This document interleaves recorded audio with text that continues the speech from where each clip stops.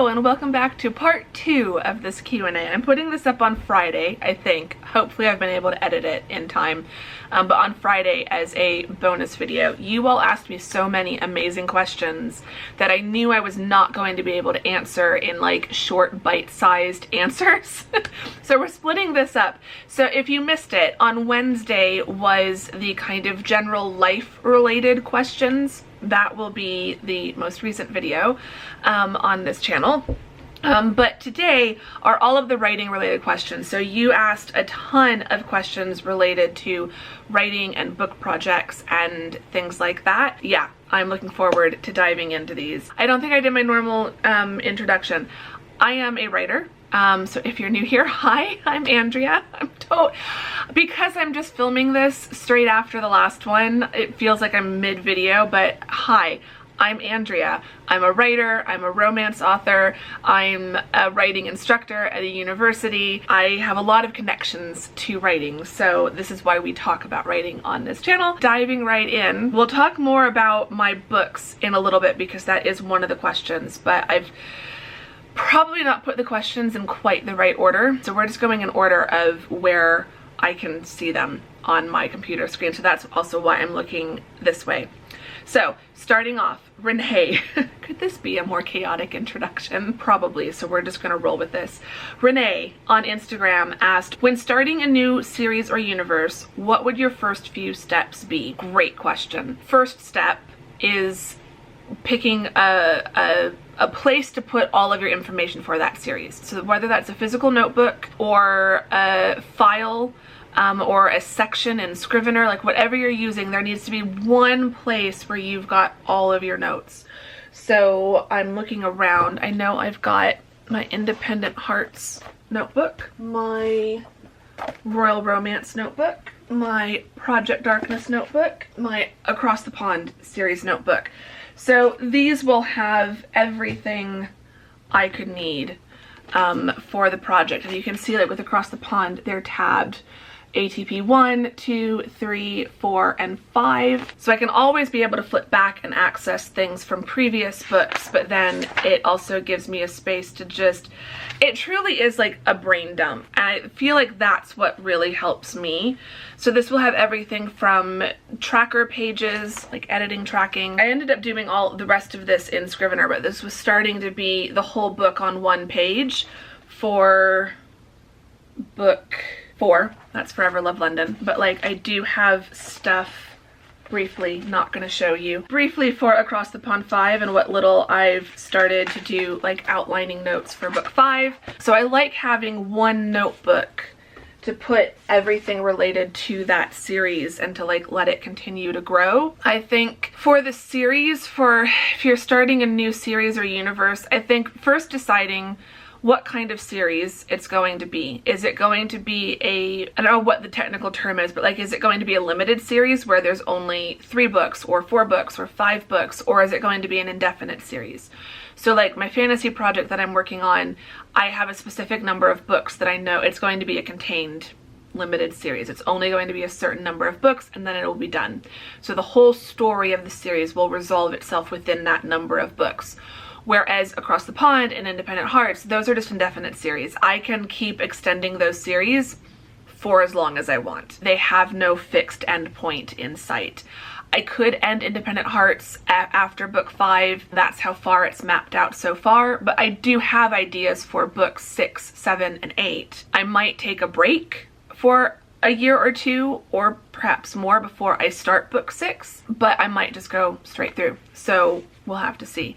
So Across the Pond, it's the same way. I've got ideas for books 5, 6, and 7, but I also could easily I also have a vague idea for a book 8, but I could also easily keep going for 9, 10, 11, 12. There have been so many characters that I've already introduced that I don't currently have plans for. So like if you've read Across the Pond, I don't currently have plans to write a book based around Marianne Webster, the fashion designer who designs dresses for Eleanor. I could easily write a book about her with her as the main character. That's not currently in the plan, but like that could be book 9. easily. Some of Eleanor's friends who are mentioned in the first couple books but are never really fully on the page. There's 3 girlfriends that she makes in book 1 at the writing school: Clara, Maggie, and Alexandra. And Alexandra actually has an Independent Hearts crossover because I just decided that in book 2, her brother is the main character, the main romance interest in book 2 of Independent Hearts. It's casually mentioned by him that, oh yeah, my sister went to school with this author that you read. So like, I'd love to do a story with Alexandra, but that's not currently in the plans. So Across the Pond could also go for 12 books or more. And so you want to decide, is it a fixed story that's going to have a specific end point, or is it something that's just going to kind of go on indefinitely? Because that kind of changes how you then approach outlining. If it's a series of interconnected standalones that can just keep going forever, then you can kind of focus more on each book, and the series becomes a little bit less of something you've got to focus on, and you're focusing on the series only in so much as you're making sure that you're keeping track of what you say and how you're building out that world, so that as you keep writing the next books, you're not contradicting yourself. But when you're doing a fixed series that's going to have a fixed end point, then you kind of need to treat, and this is what I'm doing with with Project Darkness right now, and the stage that I'm at with that, is I'm treating the whole series and all of the books that I know are going to be in that series, I'm treating it all as one book. And so as I'm mapping out the kind of series outline, I'm figuring out what is the inciting incident of the series, what is the climax and the resolution of the series, what is the midpoint, what is the kind of first big tension point, plot point between the inciting incident and the midpoint, what is the next big tension point, plot point between the midpoint and the climax, and filling in all of those gaps. And then those become kind of the tentpole moments of each individual book. So the midpoint of the series is probably going to be the midpoint of the middle book, if that makes sense. Or if it's an even number of books, then it would be either the climax of, like if it's a 6-book series, then the midpoint of the series is probably either going to be the climax of book 3 or the inciting incident of book 4, if that makes sense.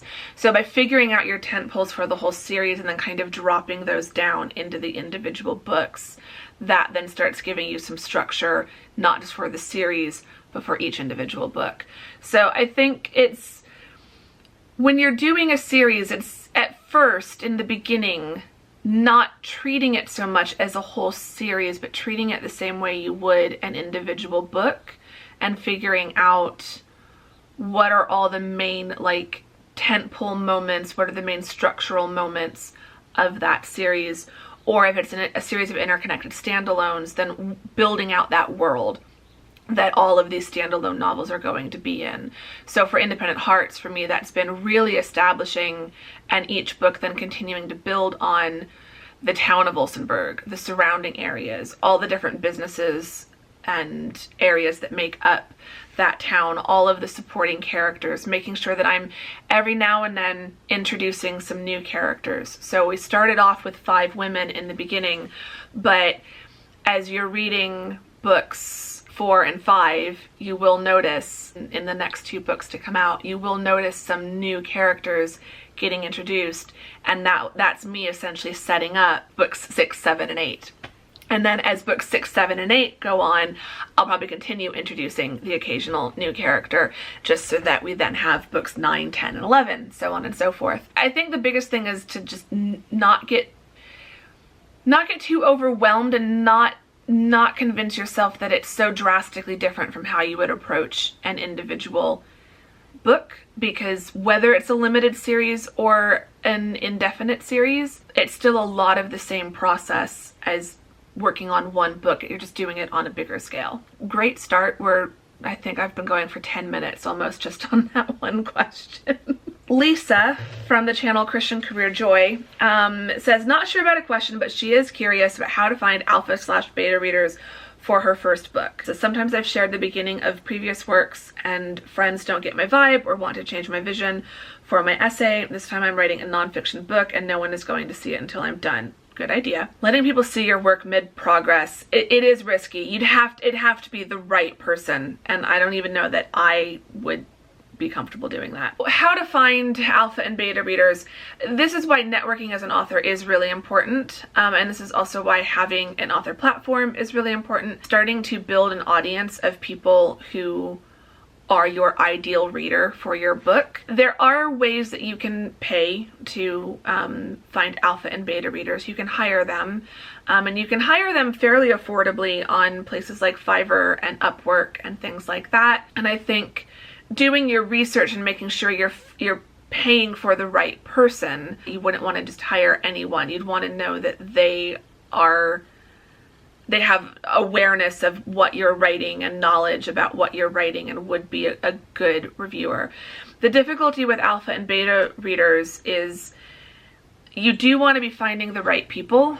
You don't want just anyone to read it, because then the risk that you run is, as you've seen, either they don't get your vibe, it's not really for them, or they want to rewrite everything because they're thinking of it in terms of, well, if I was writing the book, here's what I would do. And I've definitely run into that problem as a writer with some of my beta readers, where the feedback they give me is great, but it just so drastically changes the story I'm trying to tell, and so it kind of becomes almost useless because it's not really that helpful. There is no, other than hiring someone, I don't think there's a real fast and easy way. You need to be networking, you need to be in writer groups, author groups, or if you're doing nonfiction, groups that are related to the topic you're writing your nonfiction about. So if you were doing a book on marketing advice for solo entrepreneurs, you would want to be in a group on LinkedIn, on Facebook, whatever, of solo entrepreneurs who you could then like market your book to and ask for help, because then they kind of become your test audience. So it does depend. If you're doing fiction, then you want to find readers who read your genre. I would never have someone who only reads thrillers be a beta reader for one of my romance novels. Like, they need to have an understanding of romance and the romance genre and genre expectations, reader expectations for the genre. Otherwise, they're just not going to be a good fit for me as a beta reader. How I found my alpha and beta readers, they're some of my best friends. My alpha readers are two of my best friends and my mom. I have slowly added to that list. I have someone who's probably going to be a beta reader for Independent Hearts Book 4, but they are someone who, they're our new friend who has read several of my books now, is kind of a super fan of my books. And that's what you want, like, as you build up your career and as you're writing more books, you want beta readers who are kind of super fans of your books.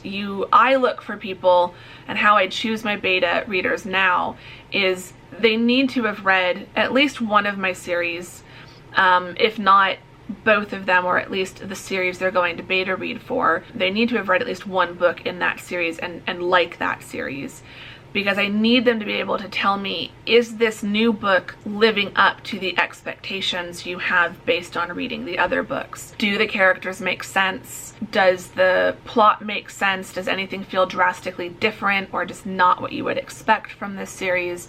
So with fiction, you do want to be finding readers who have a familiarity with not just the genre, but with your work in particular. And so that's really hard when you're writing your first book. But then once your first book comes out, recruiting readers from your first book to be your beta readers for your next book is kind of the best way to go.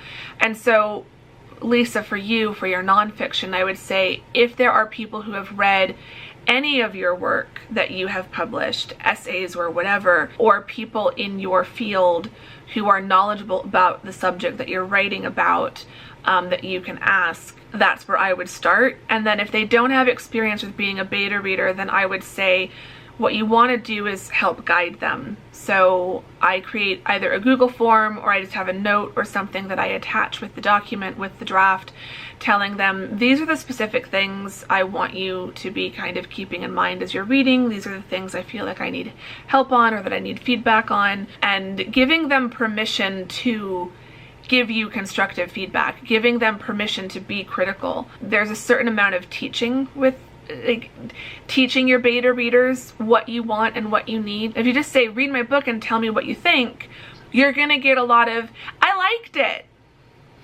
or I didn't like it. But that's not helpful. Why did you like it? Why didn't you like it? The why is what you need to be articulated. So that's something I would say to keep in mind as well. Honestly, SNB asked if you could write, or if you could rewrite one of your books, which one would it be and why? This is such a dangerous question to ask. My first instinct is going to be to say A Brave Start. The first book. It's the second book that I ever wrote, but it's the first one that I published. It's the only one that I would kind of take a do-over on for everything, from the writing of it to the formatting of it to the proofreading of it. Like, you can, reading that book, you can tell it's my first book. And it's why I'm always so excited when I see people moving on to reading book 2. Because I do feel like technically book 2, Brave With You, is a much stronger book. But you can't read book 2 or book 3 without reading book 1. And it's why as a reader, as long as there's a positive general feeling that I get off the first book of a series, like even if technically it's not as strong, I will still read book 2 in a series just to see if the writing improves, because for most authors, book 1 is always going, it's the wonky pancake. You know, we all know that the first pancake always comes out a little bit wonky. The first book in a series is always going to be just a little bit not quite exactly how you envisioned. I think The Bookshop of Possibilities is a much stronger book 1. That's the first book of my independent heart, of my small town romance series, but that was the 4th book that I was writing and publishing, and the 5th manuscript that I'd ever written. So it's a little bit different, but yeah.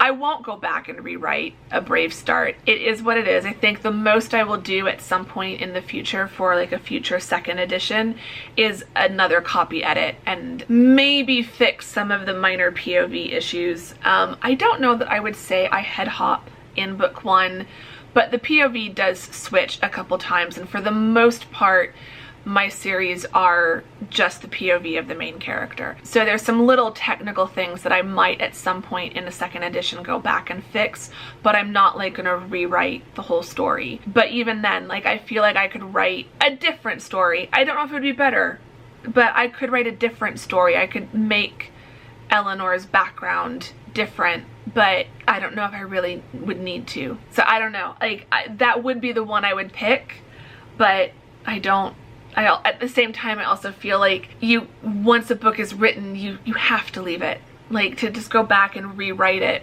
for any reason just doesn't make sense. Like, it then changes something, not just for that book, but for your whole body of work. And like with both my writing, but also with YouTube, it's kind of why I've never privatized my first few videos.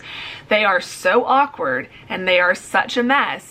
And they're kind of embarrassing when compared to my videos now, but they show that progression.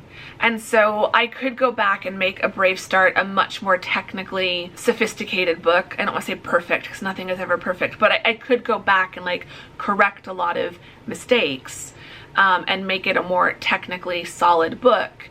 But then it would change things, and it would change the visible progression of my writing. And I really kind of like that someone who discovers me now, or who discovers me another 10 books from now, like when I've got 20 books out, for another author, a young writer, to be able to go back and look at my whole backlist and see that progression from one book to the next. I think that's really valuable, and I feel like we don't do that enough, and I think that's advice I would give to someone getting into writing, which I think is another question in a moment. But go to your favorite authors, especially the ones who've been writing and publishing for 10, 15, 20 years. Go back and read their first book, and then immediately read their most recent book. I'd be willing to bet there's a significant difference between someone's first book and their last book. If you were to go read A Brave Start and then immediately read Forever Love London, which is the first book and the 8th book that I've written total, and the 1st and the 4th book just in that one series. And you can do that. You can skip over books 2 and 3 temporarily go back and read those.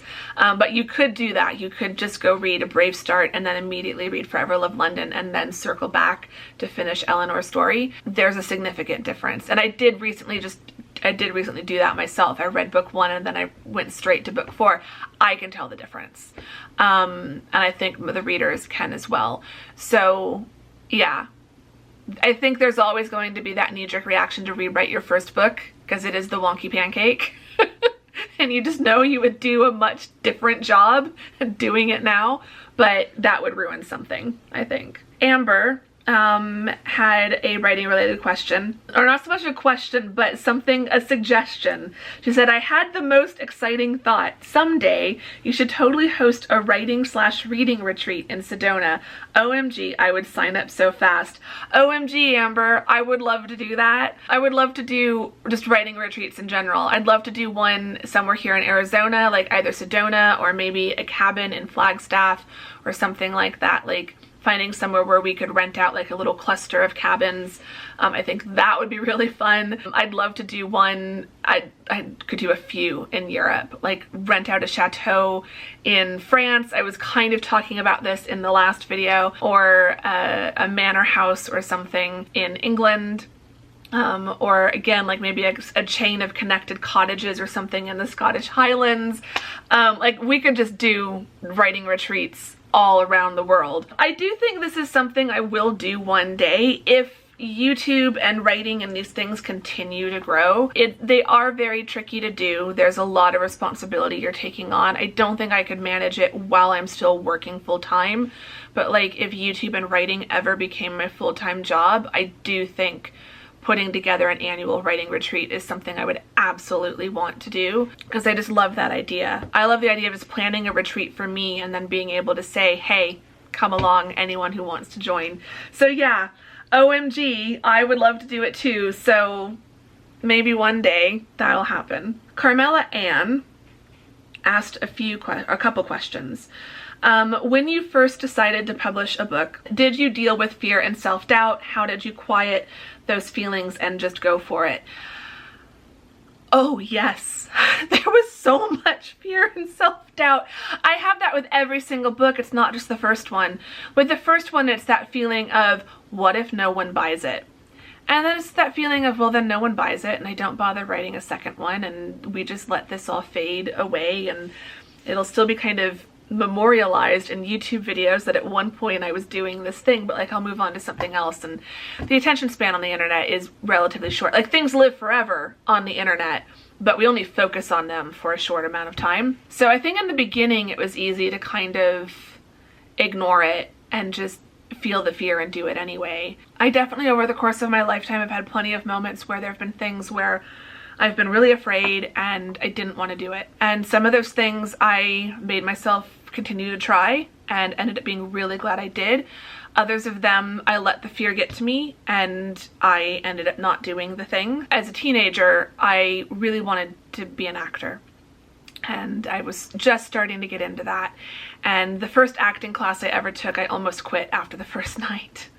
It was an adult class at a community college on the army post where we were living, and my mom happened to work at the campus on post in the office, and so she found out about this class. You had to be 13 or older basically to sign up, and so she signed me up. I asked to, but she signed me up, and there was another teenage girl there, but she was taking it with her parents and I was completely on my own, is how I felt.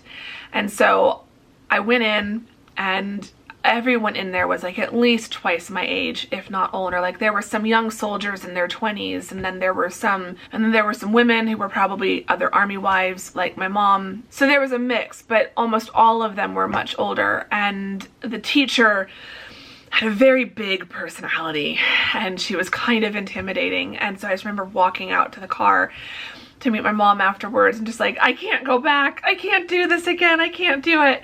And my mom said to me, you need to go back and give it one more try. And if after the second day you still don't like it, we'll drop you from the class. We'll get our money back. You don't have to go back after that, but just give it one more try. You will always wonder, what if? if you don't give it one more try. So I went back the second day and skipped out to the car. It had been such a fun day, such a fun class, totally different experience. Was already starting to make friends, and like everyone in the class was so nice to me and the other young girl, and her parents kind of took me under their wing a bit. But yeah, so like that was my first lesson in feeling the fear and doing it anyway. Later on in, you know, my teenage years, I was a theater major, but I had such horrible fear of auditioning that I never auditioned. And so I just kind of gravitated away from acting and towards costume design, which was a good thing in a way. It then led me, this is a long story that we won't get into in this Q&A, but that then is what ultimately led me down a very windy path towards academia, which is how I then ended up doing writing. Like, I don't know if I would be a creative writer if I hadn't gone into academia. They're all connected in this really weird way. Subject of another video. So from that experience, I've learned the regret that can develop when you feel the fear and let it convince you not to do something. And there will always be a part of me that wonders what would have happened. How might my life be different if I had just felt the fear and done it anyway and really put everything in me behind pursuing acting. I might have still left acting. I probably would have still left acting, which is why I don't stay awake at night worry, you know, thinking and obsessing over this regret. But like, it is a what if that hangs over my head every now and then. And so as a writer now, I don't let that happen. It'd be very easy for me to have all kinds of self-doubt about being a writer. What if my books never take off? What if people don't read them? What if people stop reading them? What if I'm putting all this work into this next book and then this next launch just completely bombs and no one buys it? There's a lot of fear and negative what ifs that I still struggle with, a lot of self-doubt and second guessing. That's definitely the process, the stage that I'm in right now with editing. Where I'm second guessing and I'm questioning all of my decisions with editing draft 3 of my next book, and I really want this project to be done and I don't want it to get delayed, but I also don't want to stop editing too soon and finish it too soon and then put it out and realize, I wish I'd fixed this or done this differently. So at a certain point you have to just tell yourself, and this is something that you learn, but I've had to learn that I can tell when I have done my best and when I have done as much as I am capable of right now. If I was writing book 4 of Independent Hearts 4 years from now, after writing 4 other books, I kind of talked about this in the last vlog. I could put this book on pause for 4 years and go write 4 other books and then come back and edit this, and it would be very different. But I can't put my books on pause for years at a time and write other stuff and then come back. Like, that just doesn't work. That's not practical from a writing and publishing standpoint. I think when you're writing something just for the fun of it, then sure, finishing a first draft and putting it away for 5 years and then coming back to it, you're going to write a very different second draft because you've had 5 more years of experience. So I'm learning that I have to just accept that I'm writing the best book I can right now in this moment with all the skills and knowledge I have right now in this moment. When I reread this book 5 years from now and 5 books or more later, there's going to be a lot of things that I can see, oh, I could do that differently now. But I'm not writing it 5 years in the future. I'm writing it right now in this moment. And so as I'm nearing the end of draft 3 and nearing what's going to be the beta draft, which is then nearing the end of developmental editing, because I don't typically do that many drafts after the beta draft, I'm going to reach a point where I have to tell myself, this book needs to move on to the next stage, and this book is good enough to do that. And this book is as good as you can possibly make it right now in this moment. And I have to let it go and let it come out and see what you all think when you read it. So there's a certain, with writing, there is just a certain amount of, as you say, you say, how do you quiet those feelings and just go for it? You literally do just go for it. The feelings are still going to be there. I don't know that I ever fully quiet them. I just sometimes have to have a stern talking to that side of my brain and say, shut up, go sit in the corner, keep your mouth shut. We've got work to do. It's that shutting off that negative voice and kind of telling yourself, if you don't have something helpful to say, keep your mouth shut. Because the part of my brain that cares about this project and wants to be done with this project, like, positive voices are what I need in this moment. I don't have an easy answer. It really is. You just write. You just go for it. You just feel the fear and do it anyway. Carmela also asked, what is your favorite step in the writing process? This is an easier answer. Writing. I love writing. I love outlining. I love coming up with the basic structure of the story, but I love the first draft. I love the first draft. I just do. The first draft is the best part of the whole process. And honestly, when I get towards the end, like the stage that I'm in now with Independent Hearts 4, it's knowing that as soon as I get done with it, I can then be fully in the first draft process of the next book that I'm going to write. I love the first draft. I love outlining. I love coming up with the story. I think that's my second favorite. But yeah, the first draft, just watching the word count ticking upwards and watching it go from like 500 words total in a manuscript up to, you know, nearing 100,000 as I'm getting towards the end. It builds so much faster than you think it will, but it's like, the first draft is where you can really see progress being made. Even when it's small and incremental, you still see that progress being made. Whereas I can spend 2 or 3 hours editing one chapter and feel like, did I make any progress? I don't know. So progress is a lot harder to visualize and see and track visibly in a lot of the other stages. But yeah, first draft. I love writing the first draft. Elizabeth Rose asked, you've almost published 10 books, which is a lot of books. It is. Not as many as some, but it is a lot. I'm very proud that I'm almost there. Do you plan to do anything to celebrate such an amazing milestone? Okay, so I have an idea. I don't know if the timeline and budget and everything is going to work out, but Independent Hearts 4 is going to be book 9. Which means Across the Pond 5 is going to be book 10. Across the Pond 5, aka my 10th published novel, is slated to come out sometime, fingers crossed, everything crossed, sometime in the summer of next year of 2026. And I've kind of told you all that I haven't been able to go to London this summer, so now we're hoping to go next summer. I mean, how amazing would it be to launch my 10th book, the 5th book in the Across the Pond contemporary romance London-based set series in London? Like, it would just be the best book launch ever. So that is what is motivating me to not delay Independent Hearts 4.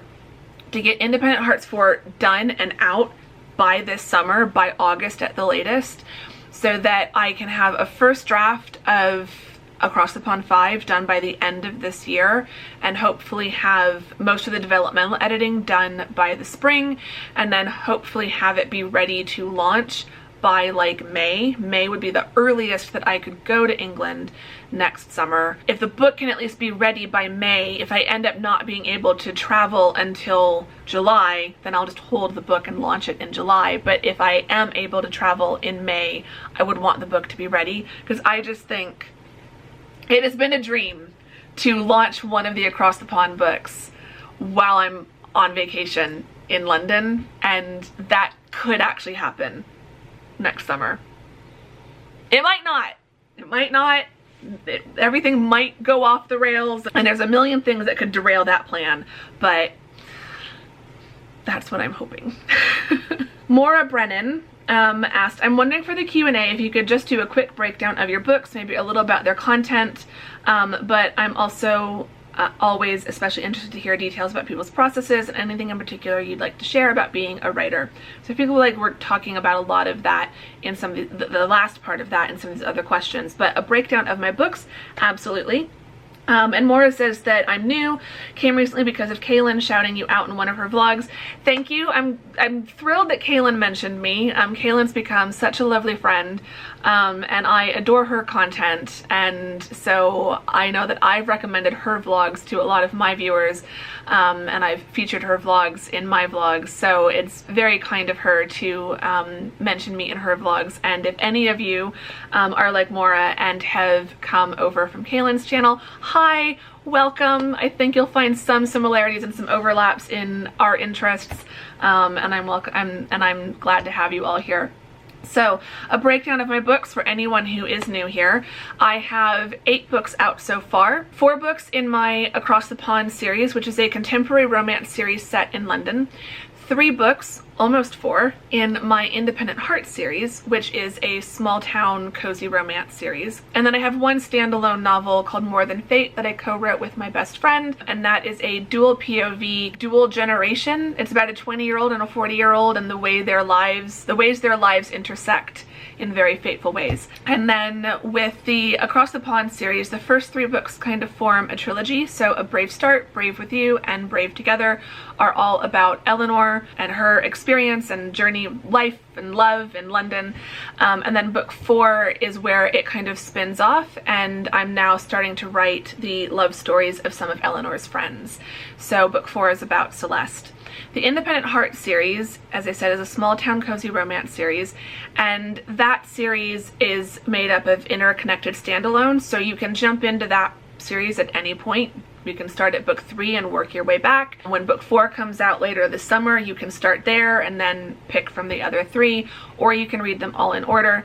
There are minor spoilers if you jump in mid-series, but nothing significant. And that series is kind of based along a kind of main street, high street shopping area in this small town, and all the like cute and quirky independent businesses, most of them run by independent women, so that's kind of the title, is a play on that, and their journey through running their business, the joys and sorrows, triumphs and worries of running a small indie business, and then, you know, finding love along the way. So that series is very cozy, very relaxing. It's romance, but also a lot of strong like women's fiction type vibes, whereas Across the Pond is much more contemporary romance, young women living in the big city, pursuing their careers, but also falling in love along the way.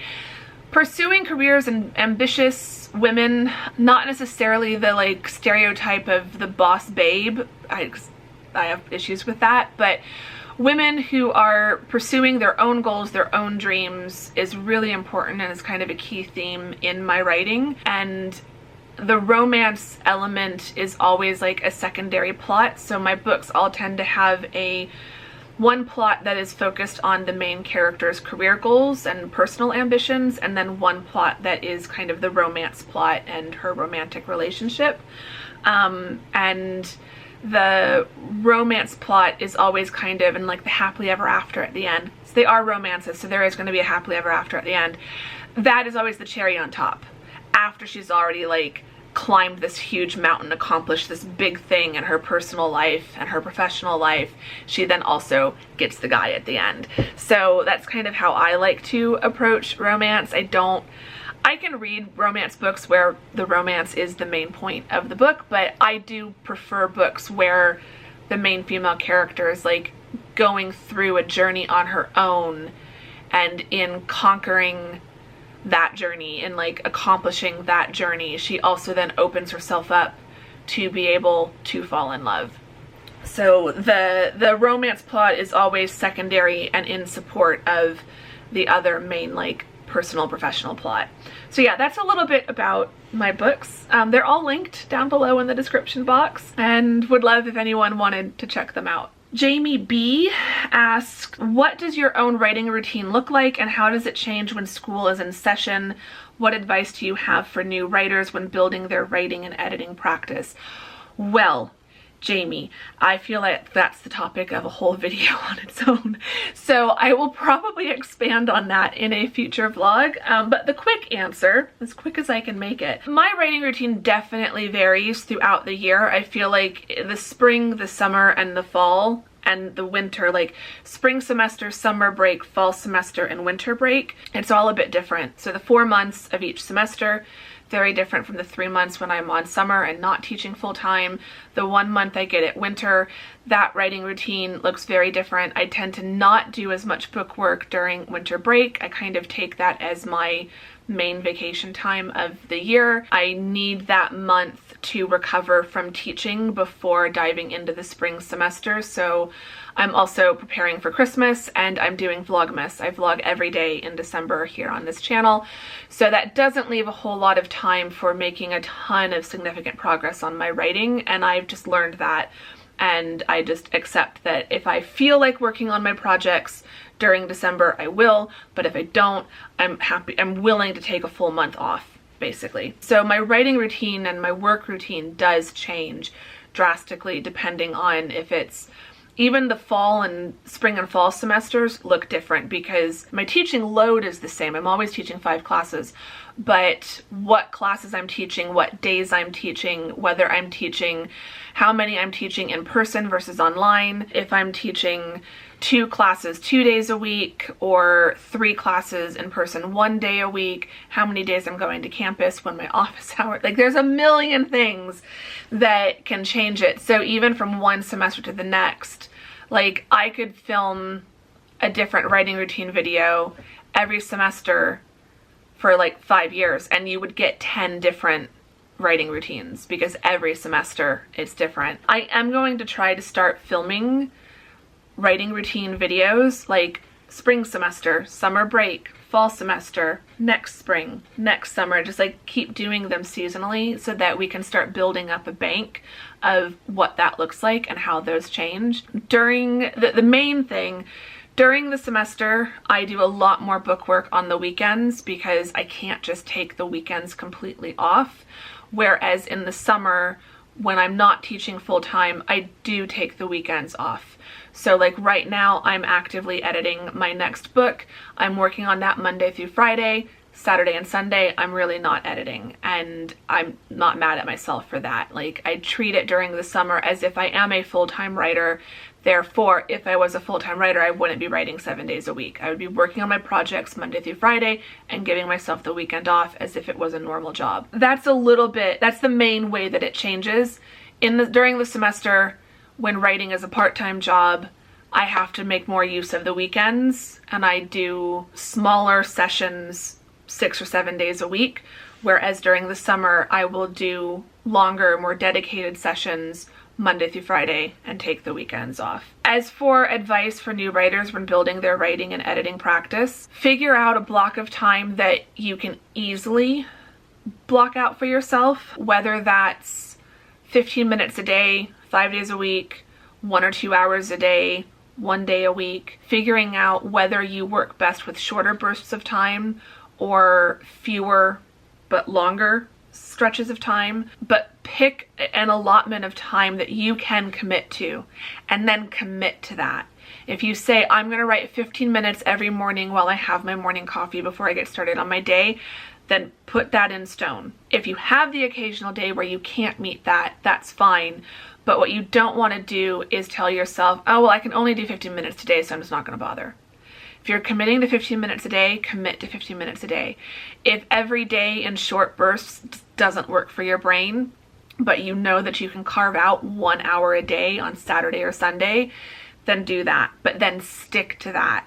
So start with a time frame, a schedule, a routine that you can be consistent in, whether it's a few days a week or 1 day a week, that's fine, but pick something that you can be consistent in and then build up consistency in that routine.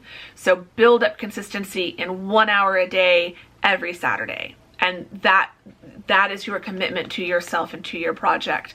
And everything else gets scheduled around that 1 hour on that Saturday. Once you've committed to that and you've built up consistency in that 1 hour a day every Saturday, then you can start seeing, can I add in 30 minutes on a Wednesday? Or can I make it 2 hours on Saturday, or 1 hour on Saturday and 1 hour on Sunday? Once you've built up consistency with that easier amount of time, then you can start adding in other bits and trying to build up consistency with that. But it might be that you just stick with that 1 hour, 1 day a week, or those 15 minutes a day, 4 or 5 days a week. But then if you have extra time, then you let yourself have extra time. So I think that would be the biggest thing for getting started. But I will talk about this more in a future video because I could go on for a full hour-long vlog just on this one question. It's a good question. Here My Echo asked, what's one piece of advice you would give to someone who wants to start writing a novel? So building on what I was just saying about creating that schedule, that routine, my biggest piece of advice, it's the thing that I feel like no one wants to hear because it feels like it's unhelpful advice, but the biggest thing really is just start writing. Just start writing. Open up a file on your computer or get out a fresh notebook and grab a pen. Just start writing. Write down 5 sentences related to your idea. Then the next day you sit down, you write 5 more related to that idea. And you keep adding until you've got some kind of an outline for what you think you want to write. Then start writing it. Write the first 5 sentences of the first chapter. Then write the next 5 sentences, then the next, and you just keep going until you get a full first draft. And so I think the reason people stop themselves from starting is a fear of it not being good enough, that they can't write. You can write, you absolutely can write. If you can write a question in a YouTube comment, you can write a book. This is the hill I will die on as a writing teacher. Like, I may as well hand back over my PhD and pack in my career as a writing teacher if, you know, this advice doesn't work. Just start writing. You're never going to feel ready. You're never going to feel like your idea is good enough. Your first draft, your first few sentences in that first draft are always going to feel awkward and clunky and like they're just not how you're envisioning it in your head. That's okay. Your first draft is never going to be perfect. I really wish we as authors had to like publish our first drafts along with the final drafts. I mean, this is the thing, when you're comparing your writing and comparing the vision in your head to what you're reading other people write, we only ever read other people's final drafts. We never read someone's first drafts. And it's a huge reason why with like YouTube, I think I mentioned this earlier, I haven't privatized my first videos. I want people who are just starting on YouTube to be able to go back and see my early vlogs and not just compare their first videos to my most recent videos. I want you to compare your first YouTube video to my first YouTube video because I guarantee you everyone starting a YouTube channel right now is going to have a much better first video than I did. Because back in 2016, none of us knew what we were doing. And so it's the same thing with writing. You know, go back and read my first book. As I've talked about, my first book is not the best book I've written, technically speaking. So it kind of shows you not what the rough draft would be like, but just if you're comparing it to my more recent books, there is a difference. And if you're comparing your first book to my 8th book, that's not a fair comparison. So just remember, your first draft is never going to be good. First drafts are meant to be bad. First drafts are meant to be terrible. It gives you something to work on. The first draft, I think it's Terry Pratchett who said, your first draft is just telling yourself the story. So if you want to start writing a novel, just sit down and start writing it. Tell yourself the story. Don't worry about anything else at that point. Just start, because starting is the hardest part, but it's also the most important first step. You have to just start. SD Hegius? I'm probably massively mispronouncing your name. I'm so sorry. Sky, I know it's Sky, is your first name. You mentioned associating different outfits with different trips. Do you have different outfits you associate with your books? Maybe an outfit you wore the most while writing, or the one you were wearing when you completed a book or published a book. I don't have specific outfits, but I do have certain sweatshirts and t-shirts that I like. So I've got like my published author, established 2019 sweatshirt that I wear a lot. I have a couple t-shirts. One is bright pink and it says this is my writing shirt. Another is gray and it says I'm an author or I'm a writer, I dream while awake. I love those shirts. So I have writing related shirts. I also have just like my favorite coziest shirts and sweaters. Like I have this sweater in 5 different colors now, I think. I just bought the pink one and like a minty green one so that I could have more like spring summer colored ones. But then I've got like a dark emerald green and like an orange like a rusty orangey red that I wear in autumn and winter, because these are just really nice comfortable sweaters. So when I'm writing, I just like to be comfortable and cozy. So I don't have like really cute outfits, I just have cozy outfits. For publishing a book, I will always pick something, and it's still usually like a cozy sweater, but I will pick something that will look good with taking pictures and selfies for social media. So I will try to coordinate it to a certain extent with the cover of the book. So like I didn't have this one when Forever Love London came out, but this would have been a perfect sweater to wear for the launch day of Forever Love London. So I will think about what my outfit will be for launch day, because I'm usually vlogging that day. So what do I want to wear in that vlog? And then for pictures for social media. Also jewelry, I will wear certain jewelry. I've got a lot of London themed jewelry, so I'll wear that if I'm vlogging while working on Across the Pond, or if it's a launch day for Across the Pond. Perfume also, I've got certain perfumes that I associate with different places. So like, I feel like I do this more with the London series because I have more stuff that I associate mentally with my visits to London and England in general. But I do have stuff that just give me cozy vibes, and then that's what I wear a lot when I'm working on Independent Hearts. So yes, like I don't know that it would ever like come across camera to all of you, but I do think about these things. I do have outfits and shirts and sweaters and things that I associate with different books. And then I think this is the last question.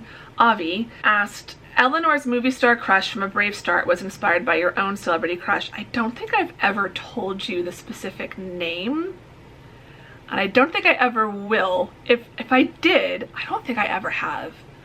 I think I've always kept that a bit vague, because technically Patrick is based on a few of, I've had more than one celebrity crush, and Patrick is based on a few of them. But Avi asked if you ever had a celebrity encounter. I have never had a celebrity encounter the way that Eleanor does, and like every time I have visited England, I have always been like, oh, wouldn't it be nice if I'm just walking around the theaters in the West End, or I'm walking by the National Theatre and I just happen to run into so-and-so. I have fantasized and daydreamed about these kinds of moments all the time, but they've never happened. So I let them happen to Eleanor. No, I haven't had like this. I've met celebrities. I have met, I've been to like signings after concerts, and I've worked with some mild celebrities. No one's super, I don't think I've met anyone really famous.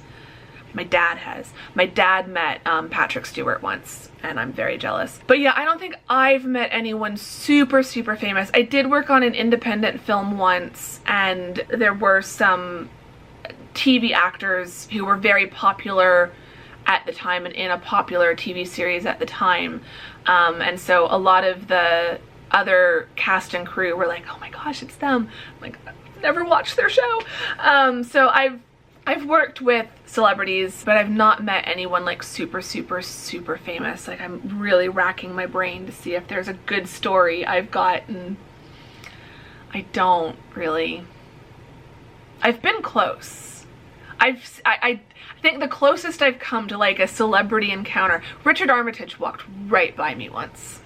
That was pretty cool, because it was he was performing in the Crucible in 2014 at the Old Vic Theatre in London, and my friend and I just happened to be able to get tickets. When I told her about the show, because I saw the poster for it in the tube, she's like, well, we can look, but normally when a show has a big celebrity, it sells out almost instantly, but we managed to find tickets. And the production was done in the round, and so the cast were walking right by us. So technically Richard Armitage did walk just about 2 feet away from me. as he made an exit off the stage. I think that's the closest I've come to like a proper like big time celebrity. But no, typically all of the celebrity encounters are strictly confined to the page and my imagination. And yeah, I think that's all the questions. I think I have been talking for like 2 hours now. And I think we're through all the questions, which is probably good because I think my second battery is probably about to die. So I hope you've enjoyed this. Writing questions, you can always keep them coming because I will just turn them into future vlog topics. So if there's any writing question that you would like me to expand more on that I talked about in this vlog, or a completely different writing question that you would like to hear my thoughts on, please leave it in the comments and I will be sure to address and answer those in a future vlog. I definitely think I would like to discuss writing routines more and how my writing routine changes seasonally, because I think that's something I want to start being better at documenting. And also, so Jamie's question, but also hear my echoes question about starting a novel. I really want to be doing more and talking more about advice for getting started, because I get this question a lot. How do I start? How do I get started? What's your advice for when you're first starting? And you can get so overwhelmed by all the advice out there, but really the best thing to do is to just start writing and kind of learning as you go, and just reminding yourself you're never going to know everything you need to know about writing a book before you get started. You can't learn how to write a novel before you start writing a novel. Like, a lot of it is you learn as you go. You learn as you write the first draft, you learn some more as you edit that draft. Learning as you go can sound really intimidating, but it is honestly the easier way to go, because it keeps you from getting too overwhelmed by future steps when you need to be focused on the current step. So that's why I say just start writing. Write down the first few sentences of your idea. Whether you want to be a discovery writer or I would say try plotting first. I feel like to dive straight into being a discovery writing is advanced. In my opinion, that's more advanced writing. Not everyone can be a discovery writer, and I think for new writers diving in, the idea of discovery writing sounds really cool and sounds really creative, and like that's what being a writer is, just discovering the plot as you go along. That is also when you're going to run into writer's block. And writer's block is a whole separate conversation. I'm a firm believer that writer's block is a figment of your imagination. It's a self-fulfilling prophecy. If you believe it exists, it will exist. So yeah, anyway, I've got a flashing battery light now and my other battery is still charging. So I'm gonna end this, but there are some things we can continue talking about in future vlogs, so leave me some comments down below for other topics you would like me to expand on or address in a future writing vlog, and I will start a running list of all of those. If you are a writer and have your take on any of these questions, please leave your advice in the comments down below. I would love to hear it. Give this video a thumbs up if you enjoyed it, subscribe if you're not subscribed. All of those things would be greatly appreciated by me. And yeah, I'm gonna go rest my voice and finally finish my iced coffee, and I will see you all very soon in the next vlog. Thank you very much for watching today's video. Bye!